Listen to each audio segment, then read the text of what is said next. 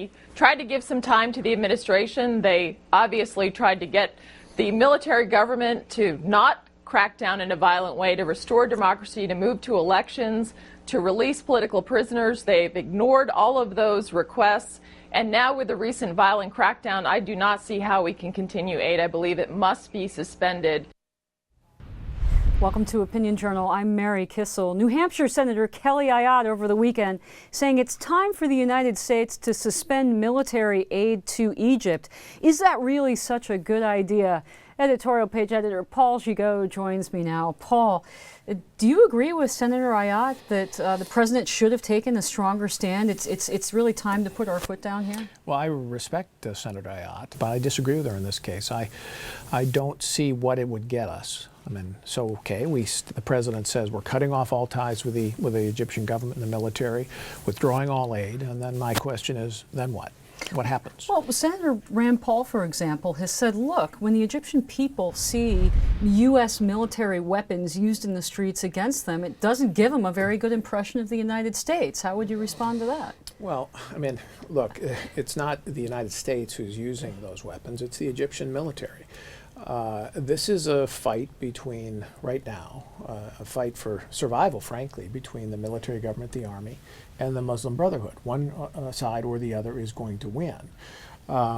If we decide we're going to cut off the military government, are we going to accomplish our ends, for example? And what are those ends? Are they democracy in Egypt? Is the Muslim Brotherhood going to impose a democracy if they prevail? We saw when they were in government, they weren't. In fact, they were trying to consolidate power for themselves. So there's not any clear, great democracy. This is not 1989 in Beijing, where there are democracy protesters versus a communist government. There are competing players here, none of which are really savory. Well, we are curtailing some aid. For example, State Department aid that goes towards training Egyptian teachers and hospital administrators and those sorts of people. Yeah. Is that something that you support? I don't know that it makes that much difference. I mean, I think that they had to stop the joint military exercises just because appearances coming so soon after these massacres would have been bad. But we have a situation, if you step back, I think, in any foreign policy we have values, freedom, democracy, and so on. We have interests. And those interests in the Middle East are that the Egyptians keep the Suez Canal open. We have an interest in Egyptians honoring their peace treaty with Israel.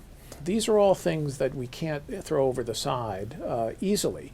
So it's a difficult situation. I don't think there's I understand why some people say we have to declare our values and put those at a higher level. I just think it's an easy moral position to take, and I'm not quite sure what it accomplishes. We've got about a minute left. News in these last hours that just broke is that the former strongman, Hosni Mubarak, may be released because there isn't enough evidence against him to move through with a trial. Do you think that that's a step in the right direction, a good signal from this new military government? Well, if it's done by the military government in a way that short circuits the rule of law, no, it's not good. I don't know enough about the circumstances here. If it's done by a court because they say, in fact, he was railroaded through without proper evidence, then it's a good thing. It's a good thing for the independence of the courts, and it's a good thing for reconciliation. The problem now in general in Egypt is that you just have this pitched battles on both sides, and I'm afraid there's no short-term reconciliation as possible here. One side is going to win, and I think it will be the military. Okay, so the short answer is got to keep the aid going for now. Well, I don't know. I just don't see what it accomplishes to withdraw it. It makes us feel good, but I don't know that it accomplishes anything on the ground in Israel, in Egypt, or for U.S. interests. So feeling good, not exactly a great tool for foreign, maybe not the best guide for foreign policy to do what makes you feel good. Editorial page editor Paul Gigot.